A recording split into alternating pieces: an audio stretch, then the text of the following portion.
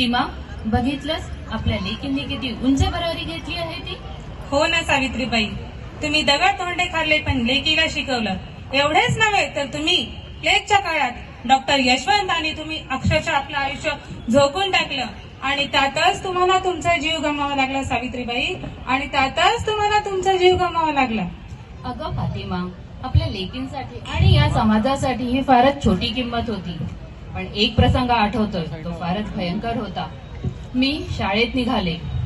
एक धटिंगण कचकट हसत पुढे आला. तो मला अत्यंत गलिच्छ बोलू लागला. मी प्रसंग ओळखला, पण मीही घाबरणाऱ्यांपैकी नव्हते. होय, तुम्ही खंडोजी पाटलांची लेक आणि त्याहूनही ज्योतिबा फुले यांची पत्नी, मग कसे घाबरणार?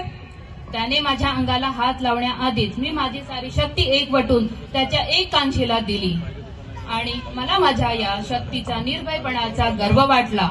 मी त्याला म्हणाले, आता दिसला, यानंतर परत दिसलास तर याद राख. आता फक्त तुझं थोबाडच रंगवलं आहे, यानंतर तुझ्या रक्ताने धरती रंगवेल. तुमची बेअब्रू कशी होते हे पाहायला जमलेल्या सर्व लोकांच्या कानाचे पडदे फाटले असतील. आपण दुबळे नसतो, आपण सहन करतो म्हणून आपण दुबळे होतो.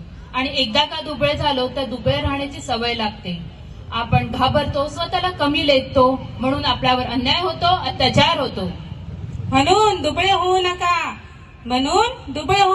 अन्यायाच्या विरुद्ध लढा. जे काम सावित्रीने तिच्या लेकी आणि समाजासाठी केले, हे समाजकार्य तुम्ही पुढे घेऊन जा आणि खऱ्या अर्थाने सावित्रीची स्वप्न पूर्ण